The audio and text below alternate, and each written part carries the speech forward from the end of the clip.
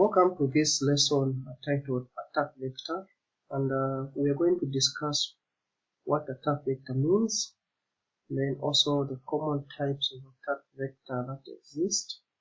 Then later on we're going to look at how do we prevent this type of attack. An attack vector is the means by which a hacker is able to break into a computer system or a network to launch an attack. Attack vectors target vulnerabilities in the computer system as well as people's sensitivity to social manipulation and impersonation. Now, in computing terms, our attack vector would take a form of a malware such as Trojan that hackers use to deliver a malicious code to their victims. Other popular examples are infected emails, attachments, malicious links, and pop-up ads. Attack vector refers to how cyber criminals or threat actors gain foothold or unauthorized entry or access into a victim's systems or networks. Intruders are continuously seeking out new attack vectors. The most common attack vectors include the following that are listed in the table there. So we're going to look at a number of them in detail. So the first one we'll look at is what we call the compromised credentials. Now, weak and compromised credentials are the most used attack vectors as people continue to use weak passwords to protect their online accounts and profiles. Now, compromised credentials occur when information like username and passwords are exposed to a third party. This is frequently caused by victims of a phishing attack attempt revealing their login details to an attacker by entering them on a spoofed website. Now, lost and stolen credentials enable an intruder to access user accounts and corporate systems. After they have done that, they escalate their access level within the network. Now, users can knowingly and unknowingly share their ID users or the passwords. The hacker then uses those credentials to hack the network or system or application. Now, employee education is also a vital way of ensuring that users understand the security risk they face and the signs of a potential cyber attack. This, of course, can be done verbally, but cyber attackers can also gain access to credentials through what we call a brute force attack that tries different combinations of user ID and passwords until an authorized set of credentials is uncovered. So, employees must use strong passwords and consider using password manager to limit the chances of an attacker stealing their credentials. To avoid the risk of compromised credentials, organizations must move away from relying on passwords alone, and they should deploy what we call a multi-factor authentication, which verifies the user's identities. The next one is what we call the distributed denial of service, or the DDoS. Now, this one occurs when an attacker overloads a server with internet traffic using multiple machines, which are known as botnets. The DDoS attacker floods the victims with their bogus emails, rendering their system or network unusable and the services unavailable to their intended recipients or clients. Now, after this one is done, the DDoS will prevent users from accessing services and can force organizations' sites to crash. These attacks will often target web servers of finance, commerce, and government organizations, and are often used to distract an organization from other network attacks. The DDoS attack can be mitigated through the use of firewalls to filter and prevent malicious traffic.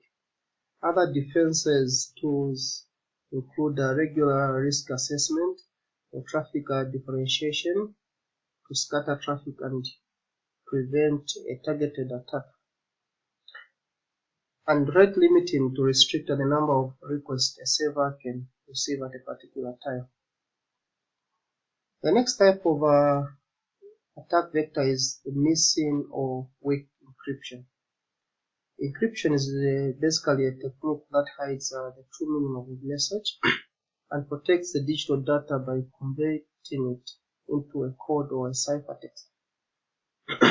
Now, this ensures that data within a message cannot be read by an authorized party, which helps prevent cyber criminals from stealing sensitive information. Now, be it missing, a poor or a weak encryption will lead to transmission of sensitive data in plain text.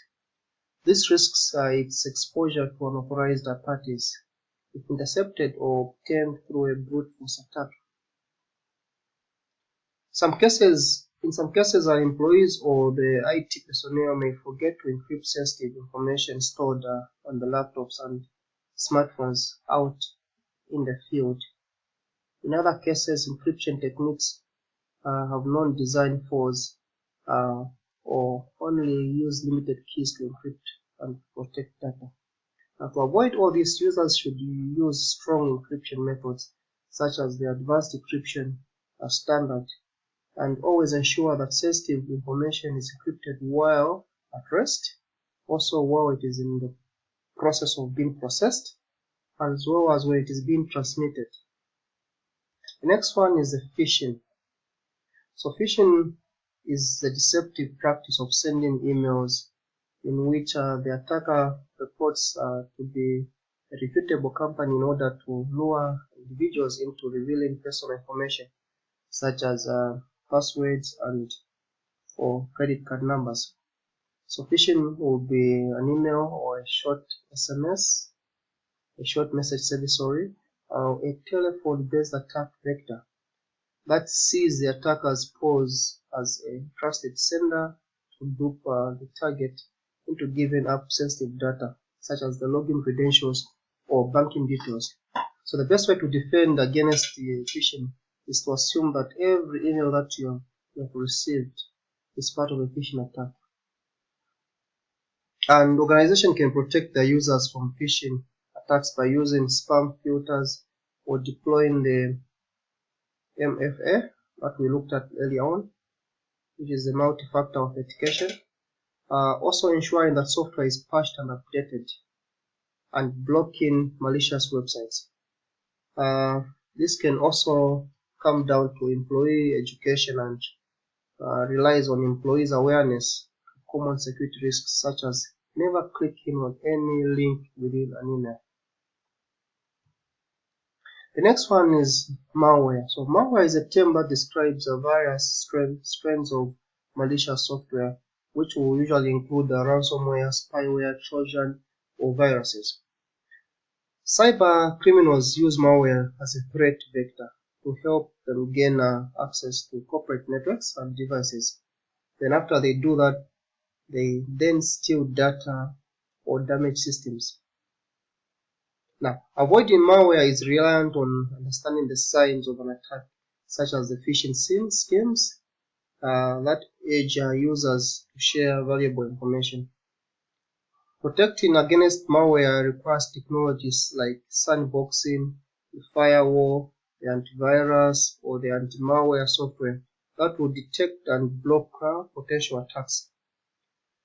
So we have an example like ransomware, which basically will lock the data on the victim's computer, and the attacker either threatens to publish the victim's data or to block access to it unless the ransom is paid. The next one is the unpatched application or servers. So this basically means applying a software update or fixing a code to a program or a server to remove the vulnerability. Now, organizations and users can avoid this type of attack by ensuring their software, operating systems, and servers are patched. Regular patching by software developers is the best strategy to mitigate the potential attacks. So if a network or an operating system or a computer system or an application has an unpatched security vulnerability, an attacker can use a threat vector such as malware to gain unauthorized access. The next one is the insider threats. So some security attacks come from within the organization through the employees exposing confidential information to attackers. Now this may be due to unhappy or disgruntled employees with access to sensitive information on the networks. And these employees, what they will do is they can hack into the network systems using their security clearance to extract sensitive information such as customer lists and intellectual property that they either demand a ransom or sell it to others for profits. Now, it can be difficult for organizations to spot malicious insiders, largely because these people are authorized users with legitimate access to corporate networks and systems. The next one is trust relationships. Now, companies will usually entrust their security to outsiders, to outside systems and network vendors, cloud providers, and business partners. Now, when the systems of the third parties are breached, the information the hackers obtain may also contain sensitive information from the companies these service providers are linked to. So examples may include a major credit card carrier network, which is breached, or a healthcare system is breached and the sensitive information from the client is stolen. Misconfigured devices. Companies can misconfigure their software and hardware securities, which leave them vulnerable to hackers.